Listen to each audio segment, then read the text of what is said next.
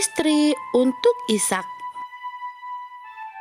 Ketika Abraham sudah tua, dia memutuskan untuk mencari istri yang cocok untuk putranya Ishak. Abraham memanggil hamba terbaiknya. "Aku tidak ingin anakku menikah dengan orang Kanaan," kata Abraham. "Aku akan mengirimkanmu ke tempat tinggalku dulu. Di sana engkau akan menemukan istri untuk Ishak anakku." Tetapi pelayan itu berkata, Bagaimana jika dia tidak ingin kembali bersamaku? Apakah aku harus membawa Ishak kepadanya? "Jika dia tidak mau, maka itu artinya tugasmu telah selesai. Karena Tuhan telah berjanji untuk memberikan tanah ini kepada keturunanku." Pelayan itu mengumpulkan 10 unta dan memuatnya dengan berbagai barang berharga yang akan dibawanya ke Aram, Mesopotamia, tempat saudara laki-laki Abraham, yaitu Nahor. Ketika dia tiba, dia pun berhenti di luar kota dan membawa unta-untanya ke dekat sebuah sumur. Kemudian hamba itu berdoa kepada Tuhan untuk meminta agar Tuhan menunjukkan wanita yang tepat untuk Ishak. Saat dia sedang berdoa, seorang wanita bernama Ribka datang ke sumur itu. Dia membawa sebuah tempat air di bahunya. Hamba itu meminta Ribka untuk mengambilkan air minum baginya. Segera Ribka pun menurunkan tempat airnya dan mengambil air serta memberinya minum.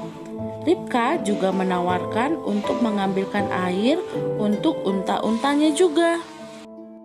Pelayan itu memperhatikan ketika Ribka dengan sibuk memberi minum unta-untanya. Setelah selesai, dia pun mengambil perhiasan untuk diberikan kepada Ribka. Siapakah kamu? Tanya pelayan itu kepadanya. "Aku adalah Ribka, putri Betuel." Pelayan itu senang karena itu berarti Ribka memiliki hubungan keluarga dengan Abraham. Ia menundukkan kepalanya dan bersyukur kepada Tuhan telah dipertemukan dengan keluarga Abraham. Ribka tinggal bersama saudara lelakinya yang bernama Laban beserta istrinya.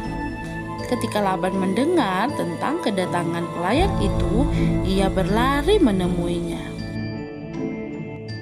Laban sangat senang bertemu dengan hamba Abraham itu dan senang ketika ia melihat ada banyak hadiah yang dibawa oleh hamba itu. Ayo, kata Laban, masuklah ke dalam rumah.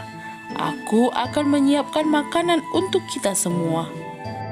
Mereka pun lalu masuk ke dalam rumah. Pelayan itu menjelaskan mengapa dia datang ke kota itu.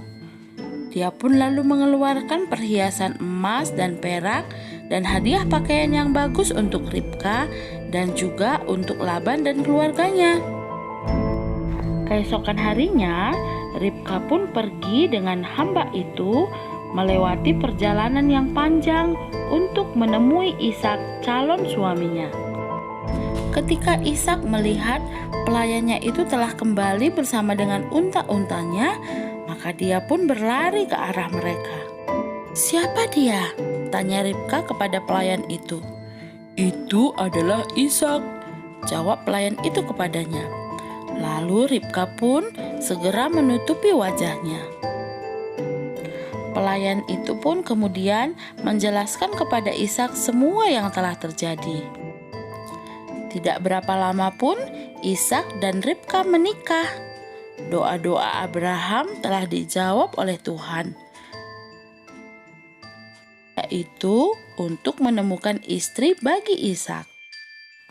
Ishak sangat mengasihi Ribka, dan mereka kemudian memiliki anak kembar, yaitu Esau dan Yakub. Demikianlah cerita ini ditulis dalam kitab Kejadian.